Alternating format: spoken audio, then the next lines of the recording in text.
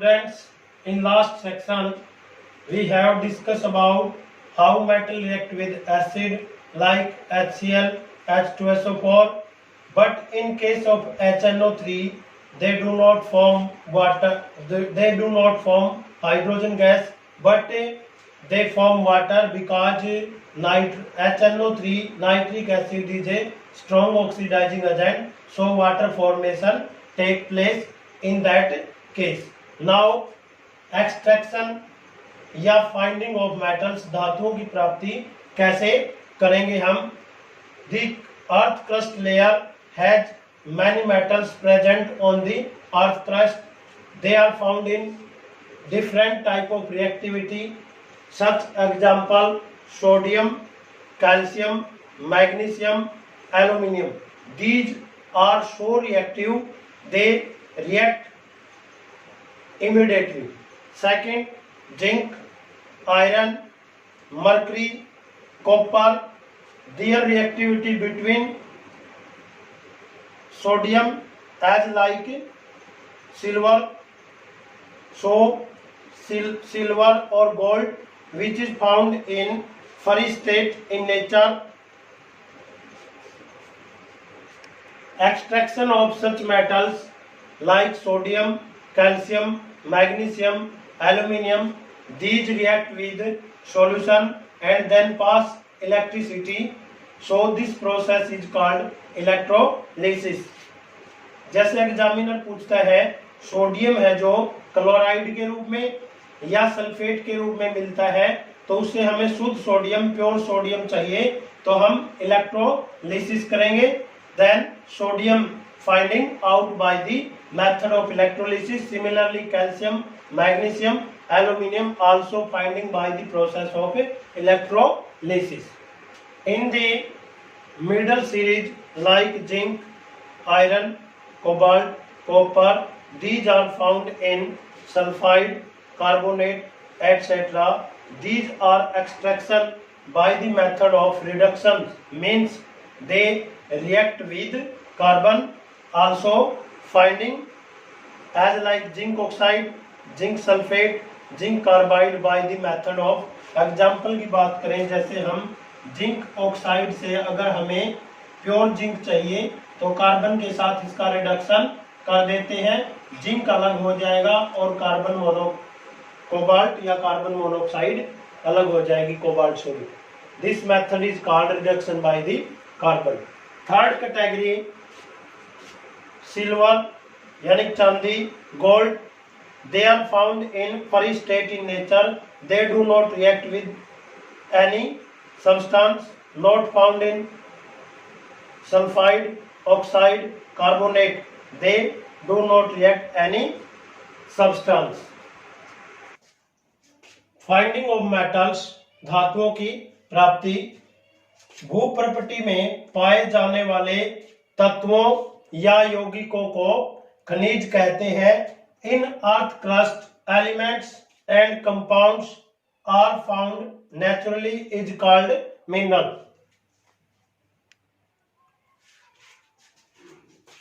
खनिज के बाद हम अश्यक की डिफाइन करेंगे, जहां पर खनिज धातु के साथ प्रचुर मात्रा में पाए जाते हैं. When metal react with mineral are called ओर.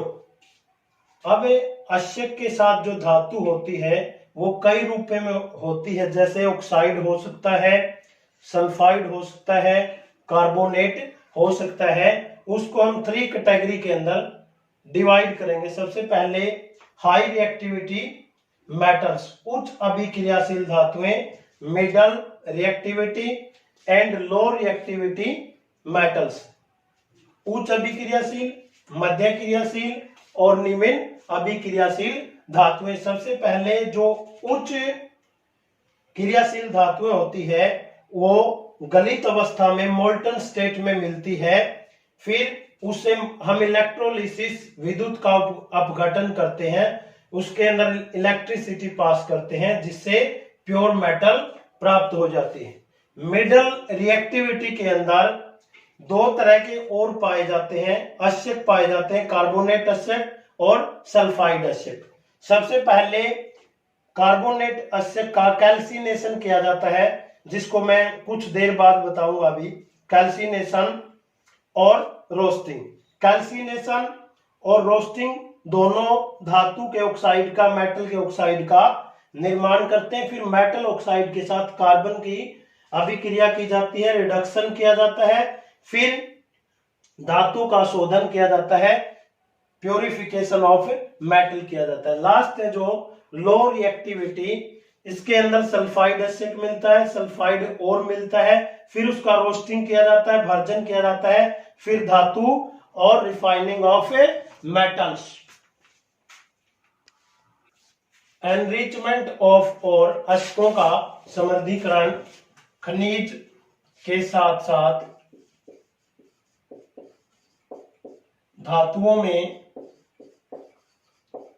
धातुओं में कुछ इम्प्योरिटीज,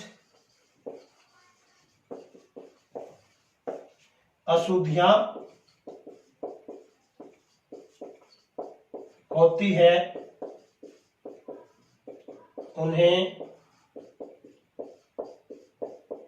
गैंग या GAUNGE गैंग कहते हैं।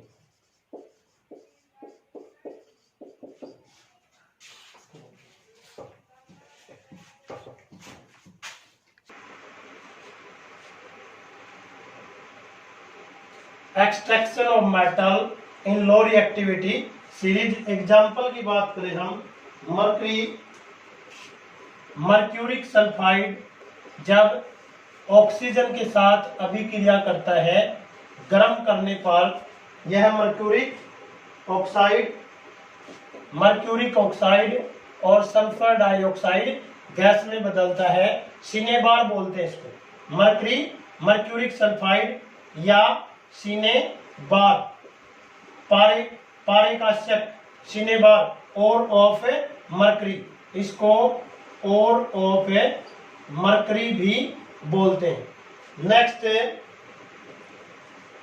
देन मर्क्यूरिक ऑक्साइड को जैसे ही हीट किया जाता है, ये मर्करी और साथ में ऑक्सीजन के अंदर अलग हो जाता है। यहाँ पर 2 oxygen 2 mercury. Here is also balance first equation.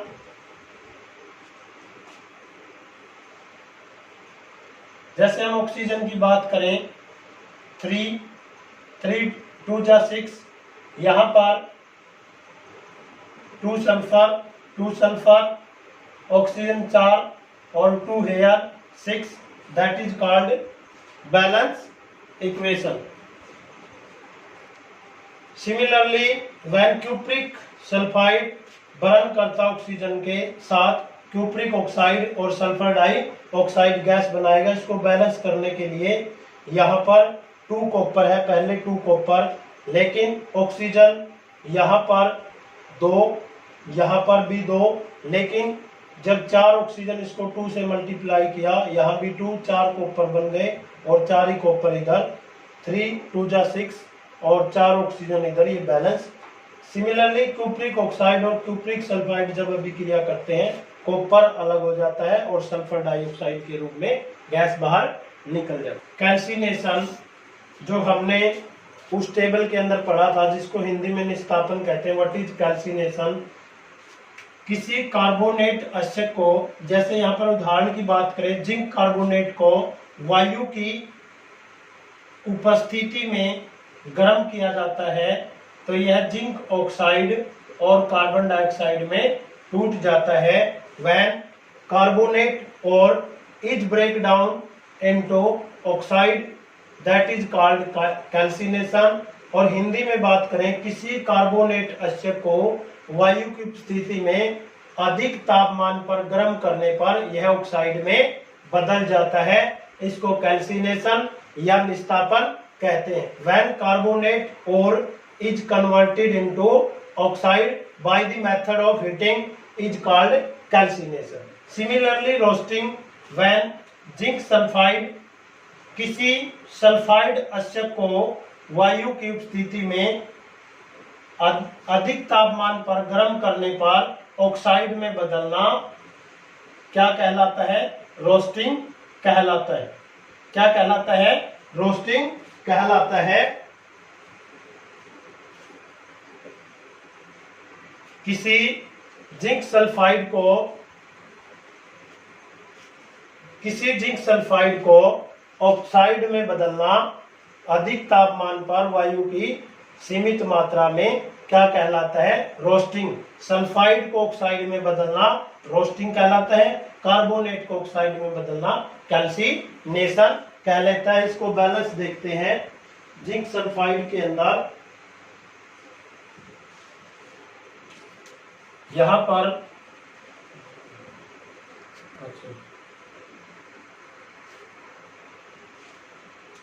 Roasting को हम डिस्कस करते हैं। जिंक सल्फाइड को या सल्फाइड एसिड को ऑक्सीजन के साथ अभिक्रिया किया जाता है, सल्फाइड एसिड ऑक्साइड में बदल जाता है। यहाँ पर सल्फर डाई बनेगा, न कि कार्बन डाइऑक्साइड। यहाँ पर इसको बैलेंस करने के लिए जिंक के पास 2 जिंक सल्फाइड, 2 जिंक और 2 sulphide, 2 zinc oxide, 2 oxygen. Sulphur कितने हैं? 2। 4 ऑक्सीजन बनाने के लिए इसको 2 से मल्टीप्लाई कर देते हैं। सॉरी, ऑक्सीजन को बैलेंस करने के लिए यहाँ पर 4 ऑक्सीजन और 2 ये 6 इसको बनाने के लिए 3 से मल्टीप्लाई या 3 से मल्टीप्लाई कर देते हैं। कैल्सिनेशन, किसी कार्बोनेट एसिड को ऑक्साइड में बदलना गर्म करने पर, और we can say that when any carbonate ore is converted into oxide is called calcination। Zinc carbonate को जैसे ही गर्म किया जाता है, zinc oxide, carbon dioxide. Roasting के अंदर सल्फाइड एसिड को वायु के साथ गर्म करने पर या वायु की स्थिति में गर्म करने पर ऑक्साइड का निर्माण होता है। इसको बैलेंस करने के लिए दोबारा से देखते हैं हम। यहाँ पर 2 ऑक्सीजन है, 1 ये 3 इधर 2 है। मान ले हम इसको 6 बनाना चाहते हैं तो 3 से मल्टीप्लाई करेंगे, 3 2 जा 6। यहाँ पर 6 बनाने के लिए 4 तो इधर बना देते हैं, 2 2 जा 4 और 2 यहाँ से मल्टीप्लाई। और जिंक कितने हो गए? 2, तो यहाँ भी जिंक के साथ 2 से मल्टीप्लाई कर देते हैं। Remaining work done of this lesson, जैसे origin of metals, some textual question, exercise question will be discussed tomorrow.